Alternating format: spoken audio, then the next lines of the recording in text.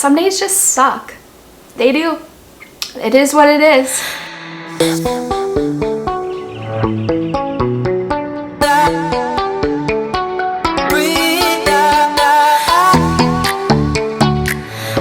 Hi guys, and welcome back to another episode of Confessions of a Special Needs Mom. If you hear a noise outside while I'm filming today, it's because my neighbor is plowing his driveway. He actually plowed mine, which is so sweet. So today I wanted to talk about the hard days. The days when you're exhausted, when you feel like giving up, when the world feels like it's against you. I don't talk a lot about the negativity because there is a beautiful thing about the internet and social media is that you can edit your life. In the comments of our last video, there was a really poignant question that got me thinking, and I want to read it to you guys. You always present with such a positive, upbeat side. I do wonder how you deal with the stress. You have shown products that are relaxing, but I'm wondering if you are just naturally upbeat and super strong, or edit.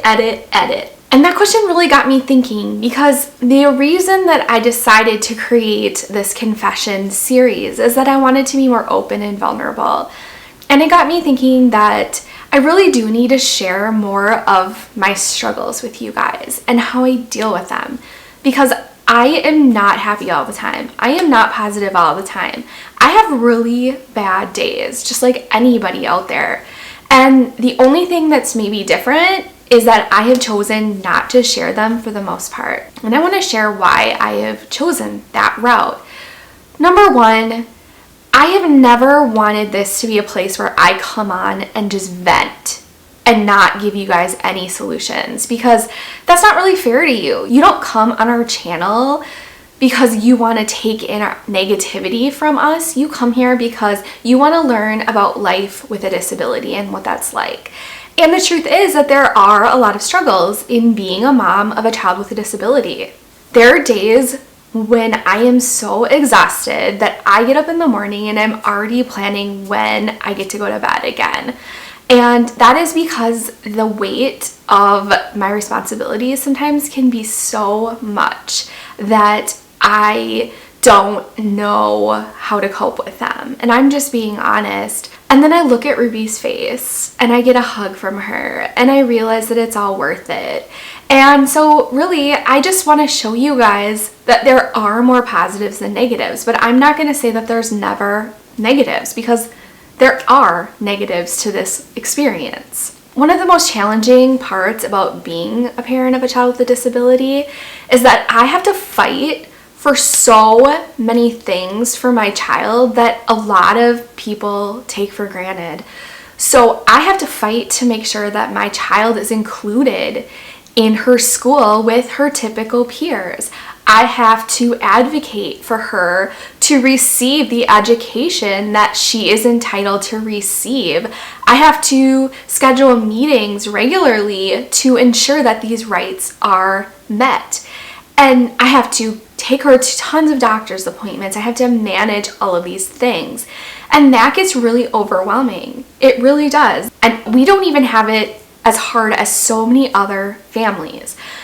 There are people living in constant crisis over their child's needs and whether they're going to get met, whether they have enough money to make their mortgage, whether they have enough money to pay nursing staff to take care of their kids.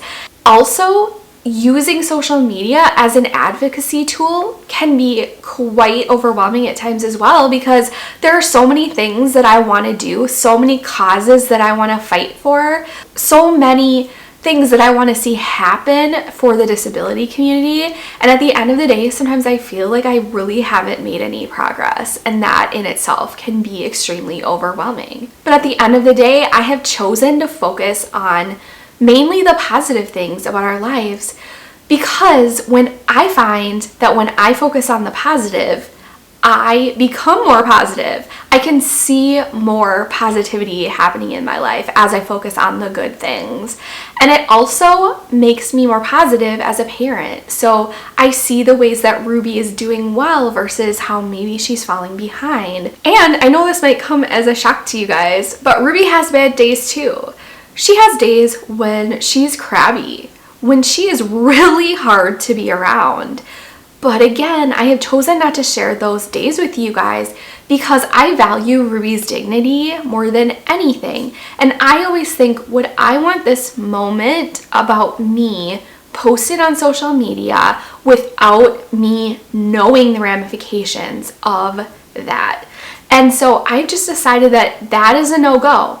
I'm not going to post that. I'm not going to get into any specifics about the kinds of things that we deal with, but let me tell you, there are days when I am thinking, Calgon, take me away. But I don't. I resist that urge to grab my keys and run out of here.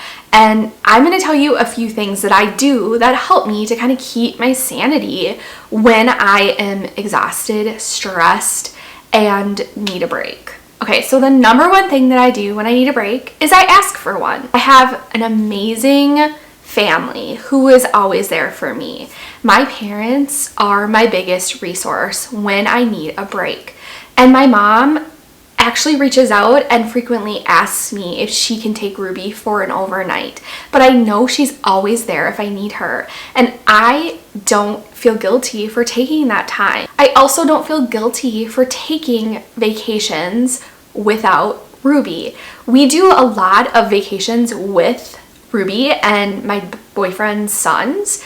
And so I don't feel bad when it's spring break and Dave and I have decided that we're gonna go do something for a few days, just us. So whether it's a couple hours or a few days away, I really feel like that helps me recharge. And I know not everyone has access to family like I do. And so I encourage you to find other resources. Check with your county and see if there are respite services available. If you have the ability to get a PCA, definitely take advantage of that time. Don't just use it for when you're working. Use it for time so that you can rebalance and come back even a better parent. Another thing that I do is I have a very strict bedtime for Ruby, and she's tired by the time it's time for her to go to bed anyway, but I don't let her stay up later than this set time, and those 2 hours are mine. I can watch a movie, read a book, have a glass of wine, eat my dinner, whatever it is that I want to do. It gives me 2 hours of my alone time for me to do what I want and relax. Another thing that I really love doing and that I really need to make more time to do is exercise. After I get back from a run, I feel so good. I feel like all of my stress has been melted away and I'm ready to take on the day. And I've gotten really bad at that because I've been super busy and I've been putting working out at the end of my to-do list. But in 2020, and actually the rest of this year, I'm gonna start working out in the morning. Right when I get up, right after Ruby goes on the bus, I'm gonna work out because I know that it sets me up for a better day. We live in Minnesota and it's freezing cold and there's snow on the ground, but there are still some days when the weather is pretty decent and I can go out for a run. But otherwise, I need to find more creative ways to work out. And I have a TV in my basement and plenty of room. I have weights and I have a treadmill down there. So I can really get a good workout in, but it's just putting the time in and telling yourself that this is important, that you matter, and that you deserve to take this time to take care of yourself. I am a huge journaler. I have been journaling since I was probably in middle school. I actually still have all of my journals, and I find that putting my words down on paper and actually writing them out can be so freeing and cathartic for me. I've had some of my best ideas from journaling. And so if you're feeling stuck, if you're feeling bummed out, I totally encourage you to grab a journal. Grab a piece of paper and write your thoughts down. Don't worry about what it sounds like. It doesn't have to sound good at all because it's not for anyone else to read. It's just for you to get your feelings out. Which brings me to something else that I think is important and is useful for just about any single person on this earth, and that is seeing a therapist. I'm not currently seeing a therapist, but I started seeing a therapist when Ruby was born, just to help me kind of cope with all of the trauma that I experienced going through having a child with a disability, losing her father, and having to go through it all by myself. It took me a while to find a therapist that worked for me, but once I did, it unlocked a whole new world for me of understanding of myself and gave me a lot of coping mechanisms that I needed so that I didn't get so overwhelmed with my emotions, and that I was able to be a better parent. And also just giving yourself the gift of 1 hour to talk to somebody about your crap is so freeing. And somebody who's not a family member, someone who actually has the tools to help you overcome your problems. A lot of times when we sit and we vent to people we care about, we don't get any feedback that's helpful for the most part. I'm not saying that it never happens. And sometimes our family members enable us to kind of stay stuck because they might be afraid to challenge us, to step outside or try something new. But a therapist, they're trained to help you advance. They want you to leave them. They want you to get better. And I just think that this is such a great tool. And it's something that if I ever need it in the future, I will not be afraid to go find another therapist. I know that there can be access problems to finding a therapist. So I encourage you, again, check with your county, check with local therapists. A lot of them can be sliding scale. So you're not paying the full price if you don't have insurance. Check with your insurance company, see what they will cover. Mental health is so important, and I think that therapy is a huge component of that. I think when all else fails, some days you just have to go to bed. There are days when I know they are beyond saving. I am so exhausted, so tired, so fed up with the world that I just need to go to bed. So when Ruby goes to bed, I go to bed too.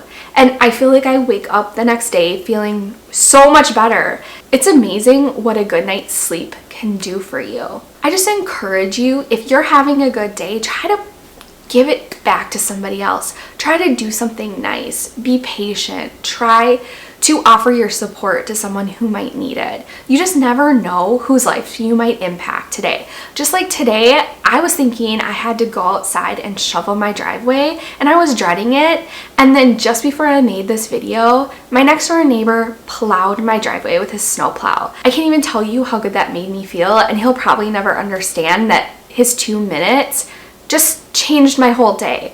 So just do something nice for somebody else today, especially on the days that you're having good days, because that's when we have the most energy and that's when we can really spread the most happiness. But know that no matter what, you are not alone. I don't ever want you guys to think that I am perfect, that my life is perfect, that I don't have any problems, because I do. And I try to stay as positive as possible, but some days just suck. They do. It is what it is. And I just really hope that maybe some of the things that I've said that work for me might work for you. So I wish you guys all a very happy holidays, and no matter whether you choose to celebrate or not, I hope you know that you're not alone and that we love you. Thank you so much.